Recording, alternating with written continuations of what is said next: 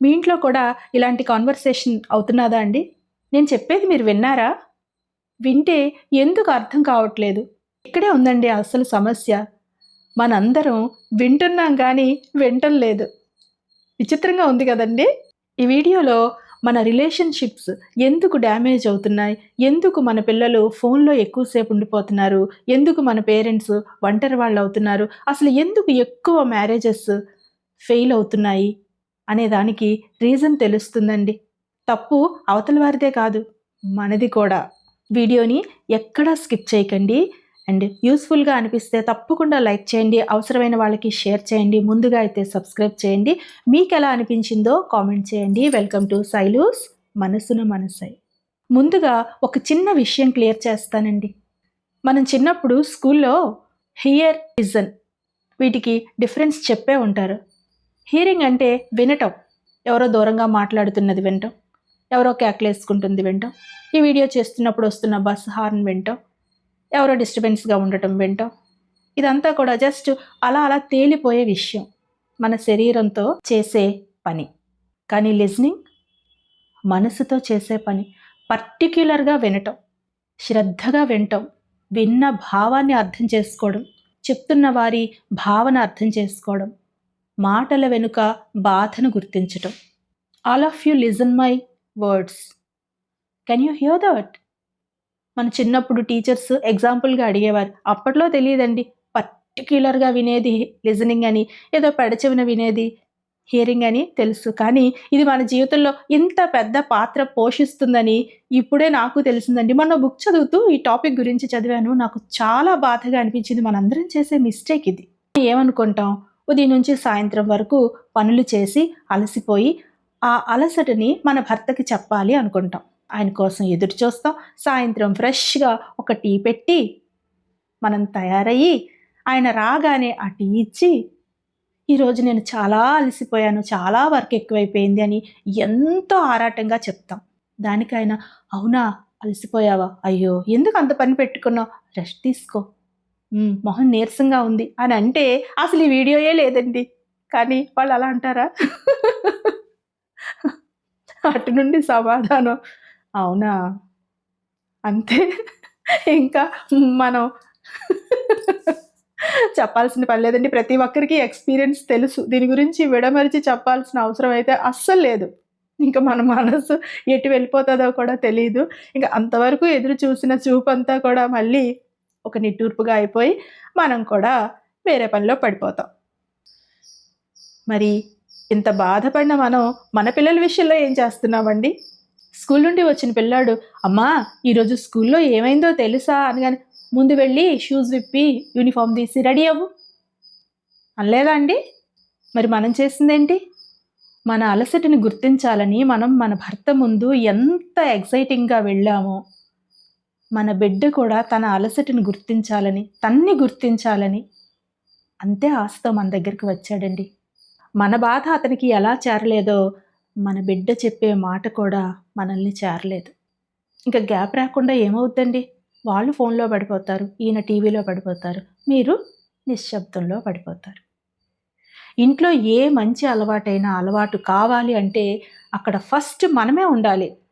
ఇంటిని సరిదిద్దటంలో ఫస్ట్ మనమే ఉండాలి. ఏదైనా ఇది చెయ్యాలి అని చెప్తే అది చేయటంలో ముందు మనం ఉండాలి.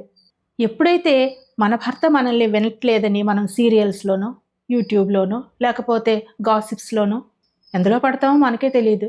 అలానే మనం నిర్లక్ష్యం చేసిన మన పిల్లాడు మౌనంగా ఉండిపోవచ్చు, మొబైల్‌తో ఉండిపోవచ్చు, లేదా ఏ విషయం కూడా మనతో చెప్పకపోగా ఫ్యూచర్‌లో మనం చెప్పే విషయాలకి ఆయన వినకపోవచ్చు.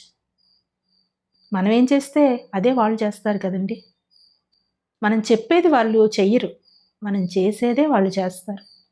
తిను తిను అని ఒక మంచి ఆహారం ఇస్తే వాళ్ళు తినరండి. మీరు తింటే వాళ్ళు తింటారు. కానీ ఇవన్నీ వదిలేసి ఎందుకు ఈయన అలా ఉన్నారు? ఎందుకు మన పిల్లలు ఇలా మారిపోతున్నారు? ఎందుకు వాళ్ళు మౌనంగా ఉంటున్నారు? ఎందుకు మనల్ని ఎవరు అర్థం చేసుకోవట్లేదు? ఇలా బాధపడుతూ ఉంటాం. ఎందుకంటే ఈ విషయం మనకు కూడా తెలీదండి. ఇది మన తప్పు కాదు. మనకెవరూ చెప్పలేదు. అసలు ఎందుకు వినము అంటే ఒక 5 కారణాలున్నాయండి. ఒకటి, మన దగ్గర సమయం లేదనుకుంటాం. 2 మన దగ్గరే ఎన్నో సమస్యలుంటే, ఎన్నో బాధలుంటే మళ్ళీ ఇదెవరు వింటార్రా బాబు అనుకుంటాం. 3 అవతల వారు చెప్పేది చాలా చిన్న విషయంగా ముందే జడ్జ్ చేసేస్తాం. 4 వినటం అంటే బాధ్యత అనుకుంటాం. మారాలి అనుకుంటాం. వాళ్ళ దగ్గర పెద్దగా కష్టాలేముంటాయండి. మన కష్టాలతో పోలిస్తే వాళ్ళదేముంటది చెప్పండి అని ముందే జడ్జ్ చేసేస్తాం. 5 వినటం అంటే స్పందించాలి, ఊరటనివ్వాలి, వారి కోసం మనం మారాలి. ఇవన్నీ ఎక్కడ పడతాంలేండి బాబు. అందుకే వినడం మానేస్తాం. చాలా పెళ్ళిళ్ళు విడిపోవడానికి కారణం మోసం, దగ, గొడవలు ఇది కాదండి. సరిగ్గా వినకపోవడం. ఒకరు చెప్తుంది ఒకరు సరిగా వినరు. అసలు సరిగ్గా వినట్టే చాలా వరకు పెళ్ళిళ్ళు ప్రాపర్ అయిపోతాయండి. వింటే కదండి ఒకరి మనసు ఒకరికి అర్థం అవుతుంది. నువ్వు నాకు కావాలి అని ఒక భార్య అంటే సరిగా వినక ఈవిడికి నేను తెచ్చే డబ్బులు కావాలి అని అతనికి అర్థం అవుద్ది. మనం మీరు నాతో టైం స్పెండ్ చేయండి, మీరు నాతో కబుర్లు చెప్పండి, మీరు నన్ను ఇక్కడికి తీసుకువెళ్ళండి అంటే వీళ్ళందరికీ కూడా డబ్బులతోనే అవసరం. మనతో కాదు, షాపింగ్ చెయ్యాలి, సినిమాకి తీసుకెళ్ళాలి, డబ్బులతోనే. అంటే ఆవిడ కోరుకునేది మిమ్మల్ని, కానీ మీరు అనుకునేది మీ డబ్బు కావాలని. ఒక్కసారి మాట్లాడి చూడండి, ఎంత హాయిగా ఉంటుంది. పెళ్ళైన కొత్తలో మాట్లాడుకుంటారండి, కానీ పెళ్ళైన తర్వాత ఈ పిల్లలు, బాధ్యతలు, రొటీన్లో పడిపోయి జిడ్డు మొహాలతో మనము ఆయన మీద పడి తింటున్న ఫీలింగ్తో ఆయన, ఆఫీస్లో టెన్షన్స్, ఇంటికి రాగానే రిలాక్సేషన్ అంటే ఓ టీ తాగేసి టీవీ చూడాలి, క్రికెట్ చూడాలని ఆయన అనుకుంటాడు. చెప్పేదేది వినరు కాబట్టి.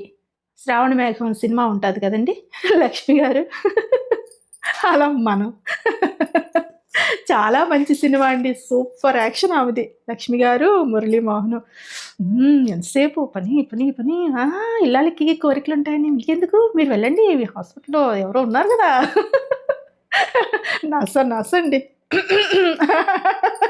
గాడిదిలా సకిలంతలు భలే ఉంటుంది మూవీ. పాపం చాలా బాగుంటుందండి సినిమా. చాలా చాలా బాగుంటుంది. ఎవరికైనా వీలైతే పాత సినిమాలు చూడండి. నాకైతే చాలా ఇష్టం ఆ మూవీ, శ్రావణ మేఘాలు. ఒక్క మాట అండి, అసలు ఎవరి మాటనైనా ఎలా వినాలి అనేది మీకు ఎప్పుడైనా ఐడియా ఉందా అండి? ఫస్ట్ అవతల వారు మాట్లాడుతున్నప్పుడు మాట కట్ చేయకూడదు. 2 మొబైల్ పక్కన పెట్టాలి. 3 వాళ్ళు చెప్తున్నప్పుడు వాళ్ళు ఏం చెప్తున్నారా అని వాళ్ళ మొహం వైపే చూడాలి. శ్రద్ధగా వింటున్నట్టుగా కనిపించాలి. సలహాలు ఇవ్వకూడదు, జడ్జి చేయకూడదు. ఇవే స్కిల్స్ అండి. ఒక రిలేషన్ బాగుండాలంటే ఈ స్కిల్స్ చాలు. నోరు మూసుకొని జాగ్రత్తగా అవతల వారు చెప్పింది వింటే మీరు సగం వాళ్ళ సమస్యని పరిష్కారం చేసేసినట్లే. ఏంటి, సైకియాట్రిస్టుల దగ్గరికి వారి దగ్గరికి వెళ్ళాం అనుకోండి, ముందు మన పక్కన ఎవరున్నా సరే, ఎవరి ప్రాబ్లం అయితే వారే మాట్లాడాలి. వాళ్ళకి చెప్తూ చెప్తూ చెప్తూ ఆయన అటువైపు క్వశ్చన్స్ వేస్తాడు. అంటే మన టాపిక్ని ఇంకొంచెం డీప్గా చెప్పడం కోసం ఆయన క్వశ్చన్స్ వేస్తూ ఉంటే ఆయనకి చెప్తున్నంతలోనే మనకి సగం సమస్యలు పోతాయండి. లేడీ అయినా అంతే, జెంట్ అయినా అంతే అండి. సమస్యని వినాలి. ముఖ్యంగా జెంట్స్ కంటే కూడా మనము ఎవరికన్నా సమస్య చెప్పుకుంటే మనకి సొల్యూషన్ వచ్చేస్తుందండి.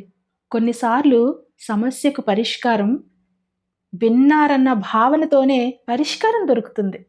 వినటంలోనే సమస్యకు పరిష్కారం దొరుకుద్ది. ఒక్కసారి ట్రై చేసి చూడండి. ఈ ప్రపంచంలో చాలా మందికి సలహాలు అవసరం లేదండి. తమను వినే ఓ మనసు చాలు, ఒక స్నేహితురాలు చాలు, ఒక స్నేహితుడు చాలు. అది మీరే ఎందుకు కాకూడదు? మీతోనే ఎందుకు స్టార్ట్ చేయకూడదు? మన భర్త గురించి, మన పిల్లల గురించి, మన ఇంట్లో వాళ్ళ గురించి మనమే ఎందుకు వాళ్ళతో డైరెక్ట్గా వినకూడదు? వారు చెప్తుంది మనం ఎందుకు వినకూడదు? ఈ అలవాటు మన నుండే స్టార్ట్ కావాలని నా ఆశ అండి. ఎందుకంటే ఎవరినన్నా మారండి అనేదానికంటే కూడా మనం మారటం అన్నింటికంటే ఉత్తమం.